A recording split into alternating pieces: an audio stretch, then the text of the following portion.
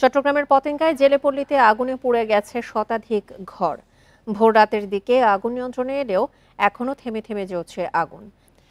এ বিষয়ে আরো জানাতে চট্টগ্রাম থেকে যোগ দিচ্ছেন সহকর্মী আব্দুল্লাহ রাকিব।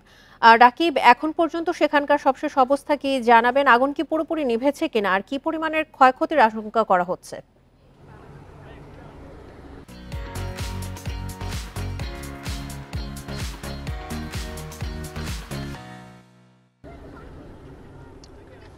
এখানে ক্ষয়ক্ষতির যে আশঙ্কা সেটি আসলে জেলেরা বলছেন তাদের পুরো সঞ্চয়টি এখানে আসলে তারা পুঁজি দিয়েছিলেন, অর্থাৎ তাদের যে জীবিকা যা মাছ ধরা সমুদ্রে সেটির জন্য যে সরঞ্জামগুলো ছিল প্রায় তারা বলছেন সব মিলিয়ে এখানে প্রায় 10 কোটি টাকারও বেশি ক্ষয়ক্ষতি তারা প্রাথমিকভাবে ধারণা করছেন। তবে সেটি আরও বেশি ছাড়িয়ে যেতে পারে বলছেন এখানকার যে মাছ জেলের নেতারা।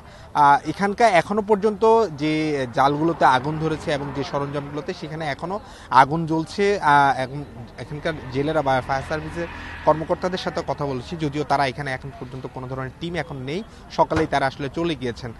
তারা বলছেন এই আগুনটি আসলে যেটি জালের আগুন সেটি আসলে লিপতে সময় লাগবে, ফলে একেবারে পুরোপুরি নিভে যাওয়া পর্যন্ত এই আগুন জ্বলতেই থাকবে। তবে এখন পর্যন্ত একেবারে আগুনে পুরো নিশ্চিহ্ন হয়ে গেছে। এখানে কোনো একেবারে শুধুমাত্র কয়েকটি টিন বা কিছু পোড়া সামগ্রী আমরা দেখতে পাচ্ছি, এছাড়া অন্য কিছু আসলে তারা উদ্ধার করতে পারেননি। তারা বলছেন তাদের প্রায় এই জেলে মাছ ধরার মৌসুম শুরু হয়েছে, এখনো পুরো মৌসুম শেষ হয়নি। এমনি এবারে সাগরে খুব বেশি মাছ মিলছে না, ফলে তারা একটি আর্থিক ক্ষতির মুখে এমনিতে আছেন। ফলশ্রুতিতে এখন নতুন করে তাদের মরার উপর খাড়ার ঘা হয়ে দাঁড়িয়েছে এই অগ্নিকাণ্ডের ঘটনা। তারা বলছেন যে দাদনের টাকায় তারা যে সঞ্চয় করেছেন, যে মাছ ধরার সরঞ্জাম জোগাড় করেছেন, সেটির টাকা এখন শোধ করাই তাদের জন্য এখন বড় দুশ্চিন্তার কারণ হয়ে দাঁড়িয়েছে। এখানকার স্থানীয়রা যারা বলছেন গত বছরে এখানকার পাশের আরেকটি জেলপল্লীতে আগুনের ঘটনা ঘটেছে, এবং এখানকার নতুন আরেকটি তথ্য আমরা জানিয়ে রাখি, যে জায়গায় আগুন জ্বলছে এখানে গ্যাস ট্রান্সমিশন লিমিটেডের একটি ভূগর্ভস্থ সঞ্চালন লাইন রয়েছে, যেটি সমুদ্রের যে এলএনজি বাহী জাহাজগুলো থেকে সরাসরি ফৌজদারহাটে গিয়েছে বলে আমাদেরকে এখানে জিটিসিএল একজন কর্মকর্তা জানিয়েছেন। তারা বলছেন সেটিও ঝুঁকির মধ্যে আছে, যেহেতু এখানে আগুন জ্বলছে এবং এটি সরকারি খাস জমিতে গড়ে ওঠা এখানকার যে দোকানগুলো ছিল বা ঘরগুলো ছিল, এবং তাদেরকে বারে বারে তাদেরকে সতর্ক করা হয়েছিল এখান থেকে সরে যেতে, কিন্তু তারা সরেননি।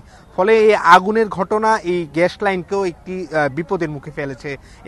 তারা বলছেন এখানে একটি মিটার সেটি আগুনে এমনিতেই ক্ষতিগ্রস্ত হয়েছে, ফলে যে কোনো মুহূর্তে হয়তো বা আগুন যদি পুরোপুরি নিয়ন্ত্রণ করা না হয় এবং বারে বারে যদি এ ধরনের ঘটনা ঘটে, তখন সেক্ষেত্রে আসলে এটি পুরোটাই একটি বড় ধরনের দুর্ঘটনার মধ্যে পড়তে পারে।